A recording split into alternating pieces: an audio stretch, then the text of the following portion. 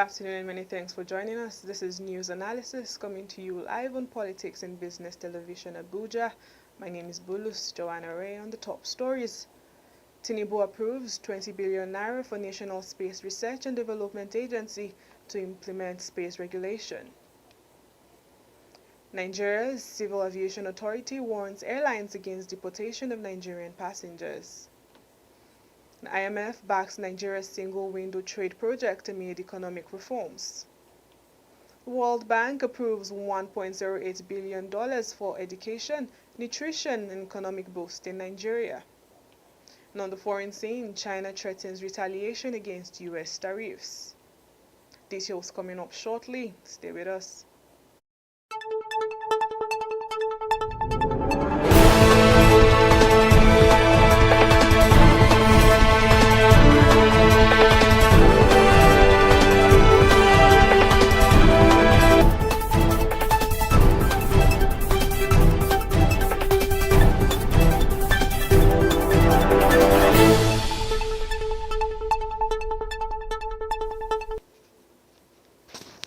The National Space Research and Development Agency is set to implement its space regulation and licensing mandates with a 20 billion naira take-off fund approved by President Bola Tinubu.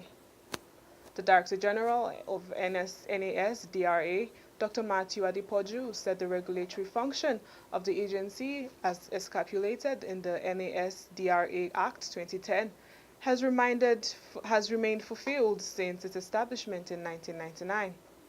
He spoke against the background of the NASRDA Stakeholders Workshop on Space Regulation scheduled for April 8. The NASDRA DG said on assumption of office, he raised the memo to President Bola Tinubu on the need to enforce the regulatory functions of NASDRA. And according to him, this is in line with the provisions of Section 6 and 9 of the laws establishing it, adding that Tinubu eventually approved the take-off fund.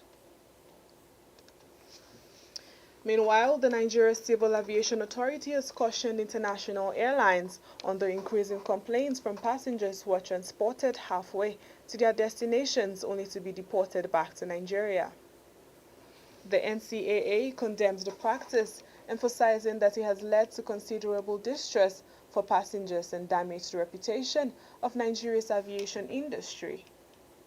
The NCAA's Director of Consumer Protection and Public Affairs, Michael Achimogu, announced this in a statement on Thursday. The NCAA stressed that the airlines are responsible for informing passengers of any potential obstacles to their entry before the journey begins. Well, in the meantime, the Minister of Finance and Coordinating Minister of the Economy, Wale Edun, received a delegation from the IMF's Fiscal Affairs Department, led by Marco Antonio, Technical Administration 2, to discuss the ongoing single-window project. A statement by the Ministry of Finance on Wednesday said the IMF expressed support for the initiative aimed at streamlining trade processes, increasing government revenue, and enhancing the ease of doing business. And Antonio praised the NSW project, among other reforms, and inquired about how the IMF could provide further assistance for its successful implementation. Minister Edun affirmed that the project is well underway, with approval secured, a dedicated team in place, and a structured implementation plan. Well, on business matters, the World Bank has approved a total of $1.08 billion to support education, nutrition, and economic growth in Nigeria.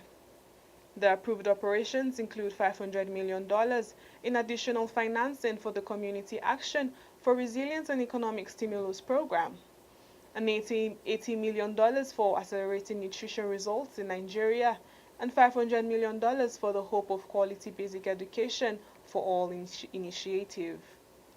A statement on the bank's website on Wednesday said the concessional loans are aimed at improving the quality of education, building household and community resilience, and enhancing nutrition for underserved groups. While you're still watching news analysis on PNB TV, we'll go on a short break and more news when we return.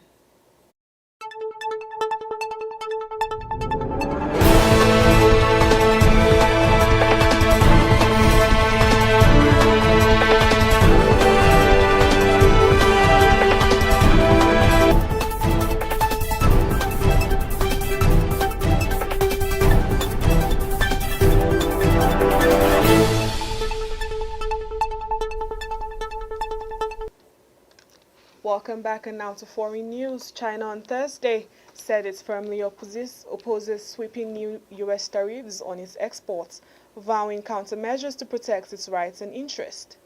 U.S. President Donald Trump has ignited a potentially ruinous global trade war after imposing 10% levies on imports from around the world and harsh extra duties on key trading partners. Trump unveiled particularly stinging tariffs of 34% on China, one of its largest trading partners. The Commerce Ministry in Beijing said in a statement that those tariffs do not comply with the international trade rules and seriously harm the legitimate rights and interests of the relevant parties. It urged Washington to immediately cancel them, warning they endanger global economic development, hurting U.S. interests and international supply chains. It also accused the United States of a typical unilateral bullying practice. Now, also, Hungary's government announced Thursday that it will withdraw from the International Criminal Court just before Prime Minister Viktor Orban, who was to receive his Israeli counterpart Benjamin Netanyahu, despite an ICC arrest warrant against him. Orban extended an invitation to Netanyahu last November, saying Hungary would not execute the warrant the day after the ICC issued the arrest warrant against the Israeli premier over alleged war crimes in Gaza. The announcement comes after Netanyahu arrived in Budapest early Thursday on his first trip to Europe since the start of Israel's war against Hamas in Gaza 2023. Well, let's join Tom Aroko for sports news.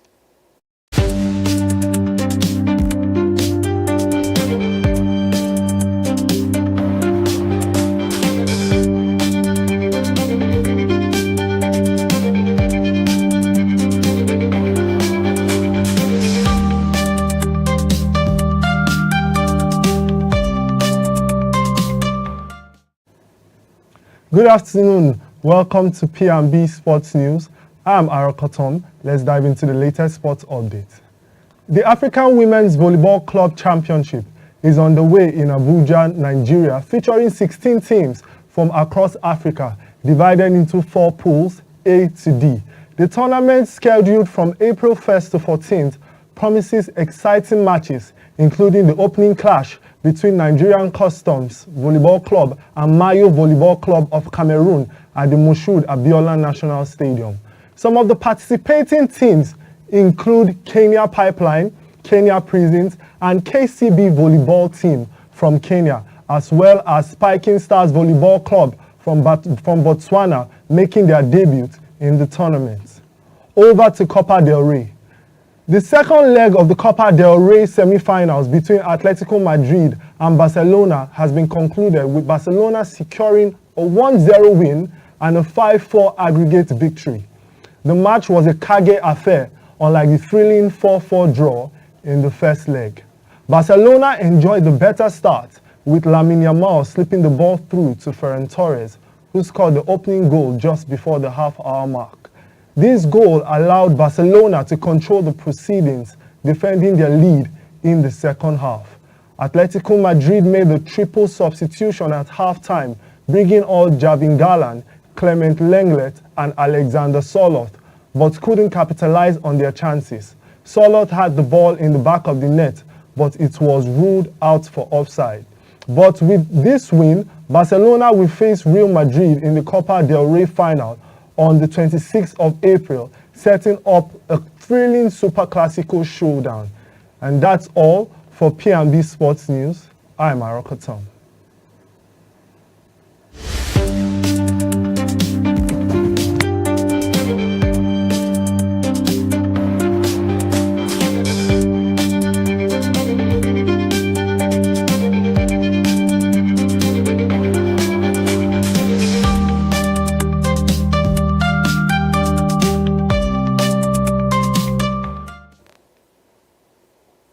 Welcome back. You're still watching Politics and Business TV Abuja.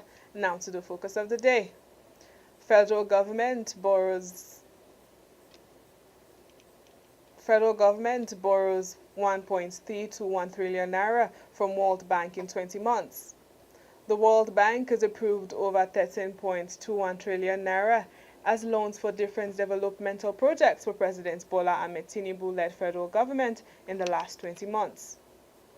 Analysis of the various loans indicated that they were targeted at several interventions in various sectors of the economy, with 3 fresh loans amounting to $1.1 billion approved between Friday and yesterday.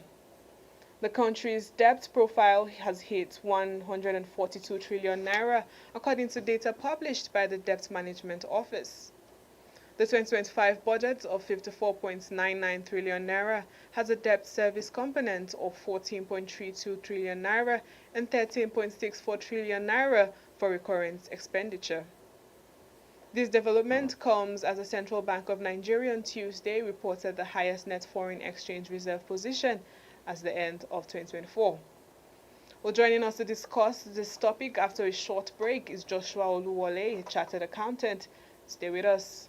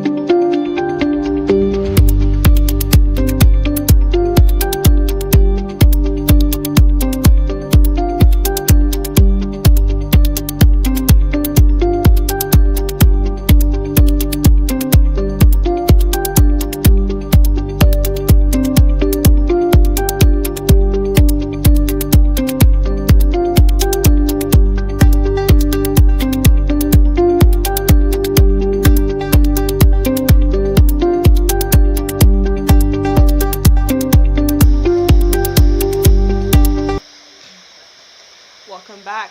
We're still discussing the federal government borrowing 13.21 trillion from World Bank in 20 months. And joining us to discuss this topic is Joshua Oluwale. Good afternoon, sir. You are welcome. Good afternoon. Good afternoon. How's your day going, sir? Very well, thank God. So I just want to know, what is your reaction to this latest figure of 13.21 trillion naira borrowed from the World Bank in 20 months? Like it or not, the figure is not favorable because whenever you borrow funds, you are liable to the dictates of your creditors, and it's not putting Nigeria at an advantageous point. That as it may, comparing Nigeria with other countries like China, like US, like the European countries, those countries used to borrow, and they borrow to finance their projects. What makes the difference here in Nigeria is that our revenue to debt ratio may not support what we actually are taking in, and that speaks to rebasing our inflation base and rebasing our GDP. So all these attempts are to make room for more loans, and if you are using this as a yardstick, there will always be revenue to debt to loan ratio deficit.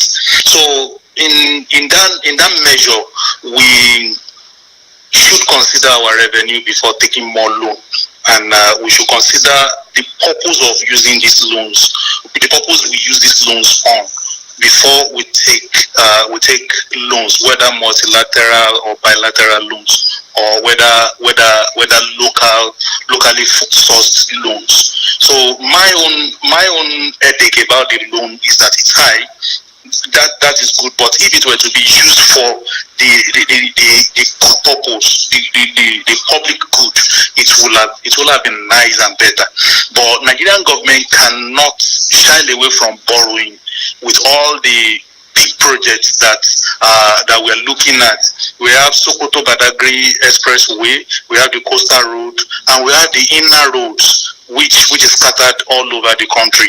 So we may not shy away from borrowing. We may not be able to finance our infrastructure drive with the revenue generated from taxation.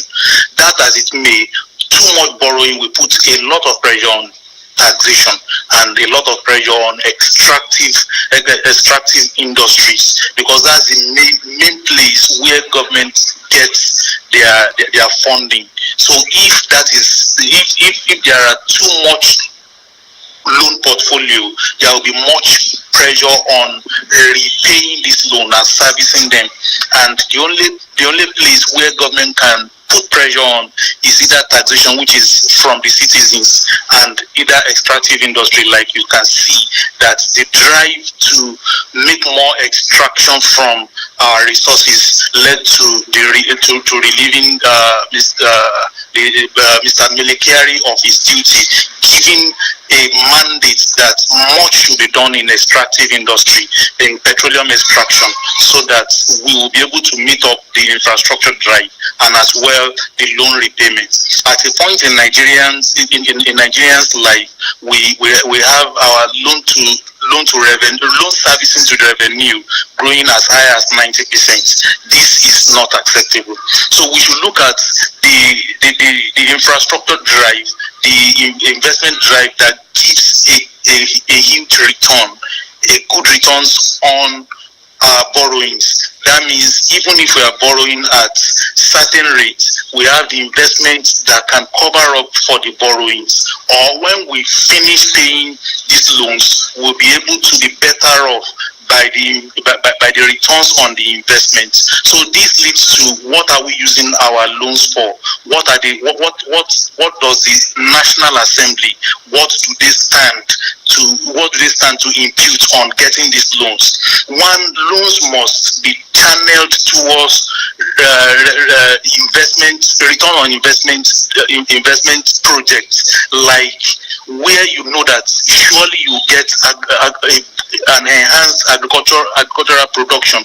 You can channel your infrastructure drive, loans on infrastructure to that area, believing that there will be much returns to gain at the end of the day. When you see that businesses are clustered around this place, we can channel our loan borrowings to that sector, so that we are sure that infrastructure will generate the payment on these loans. That aside, we should equally look at the quality of life, which is intervention programs, which government may likely want to delve into. But this infrastructural program we should be sure that the large chunk of the taxpayers will be able to make much returns on the loans we've taken to service this intervention and social safety net program, so that it will balance off. It's a way of making sure that monies are transferred from the rich to the poor in advance. That means we are borrowing to finance the poor in advance, so that the rich can pay on behalf of the poor. So we should be purposeful on taking our loans, not that we should just go on loan taking spree. If we go on loan taking spree, we may lose out on corruption, as the experts expert might have pointed out. So we may lose out on corruption because there will be enough money, there will be enough money to cater for all waste, and there will be enough money for everybody to take home. So, but if we borrow on purpose, and if the purposes are open to the National Assembly, it will be easier for oversight functions to be granted, to be conducted on this project.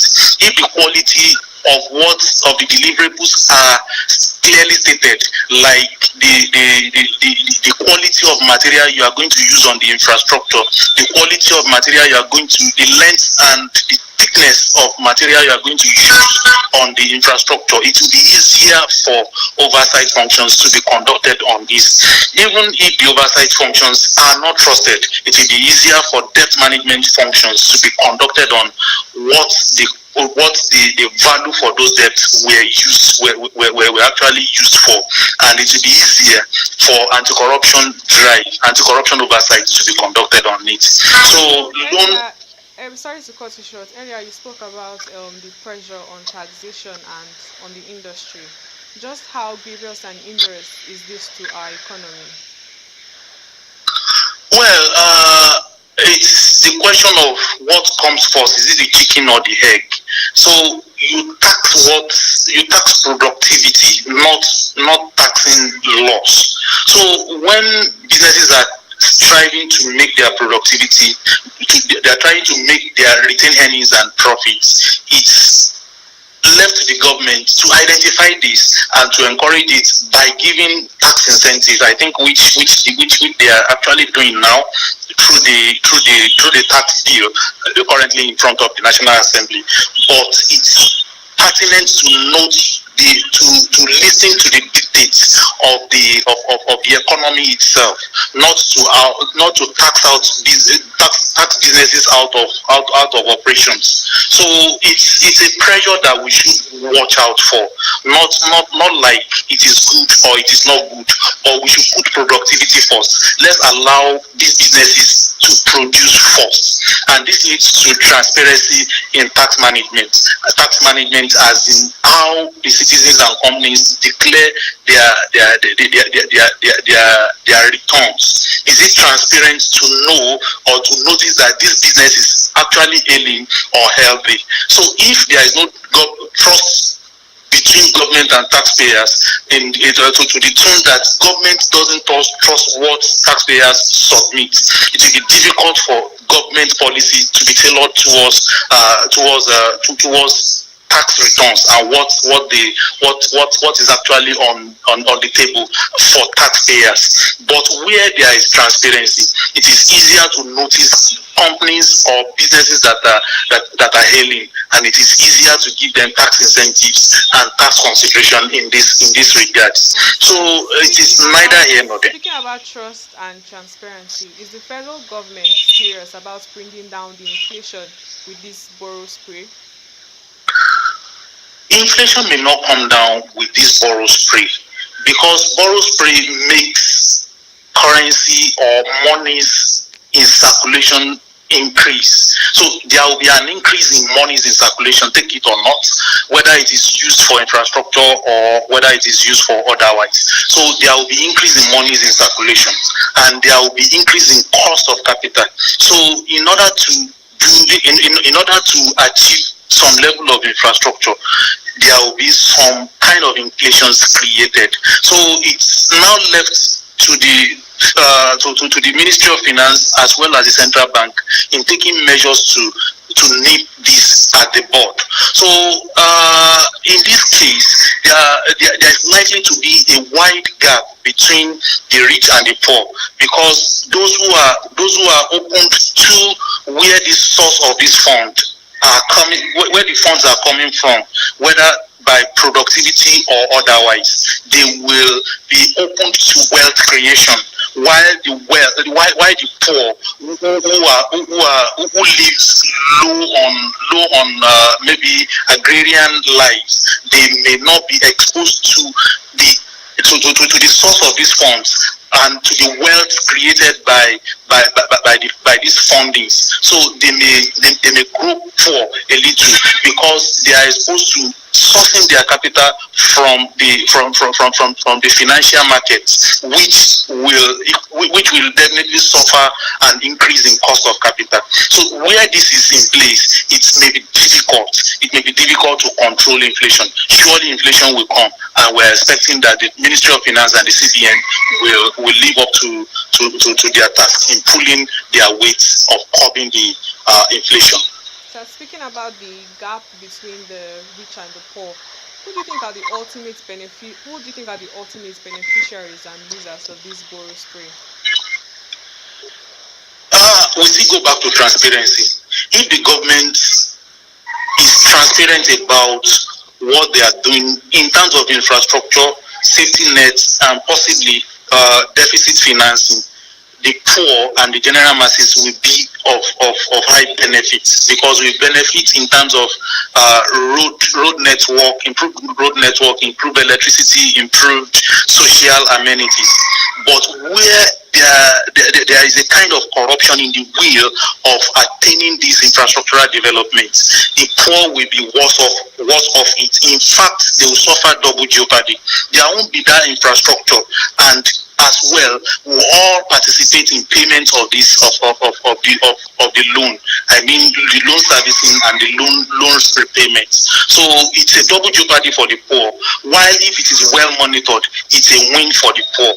It's a single win for the poor because we benefit on the infrastructure. But when it is otherwise, it's a double jeopardy because we lose out on the infrastructure and we must even equally pay for the loan. Thank you very much, sir. Thank you for joining us today. You are welcome. Thank you. Well, we've come to the end of the news analysis today. I am Bulus Joanna. Many thanks for joining us. Do have a wonderful day. Bye.